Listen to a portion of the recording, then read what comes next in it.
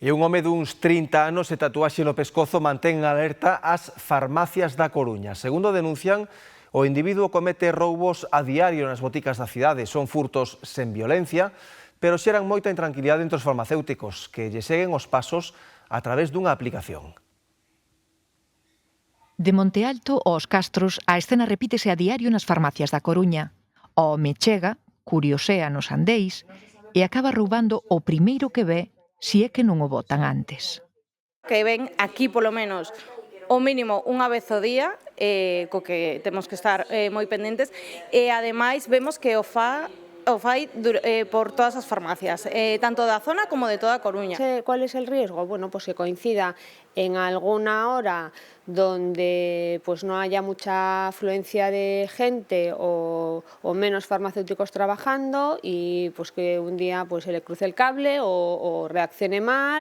Un 70 de altura, 30 anos, tatuaxe no pescozo e vestimenta deportiva. Coñéceno de sobra aquí e no resto das boticas, mesmo se alertan entre elas da súa chegada mediante unha aplicación. Es como una red interna entre farmacias y nos avisamos pues de que hay un hombre que está en esta zona, describimos al hombre o circula receta falsa, bueno, nos vale para estar en alerta. O home adoita levar produtos de cosmética ou para a farmacia, posiblemente para despois revendelos. De feito, nalgunhas farmacias xa optaron por deixar os cremas máis caras preto do mostrador e posicionar os produtos máis baratos cerca da porta.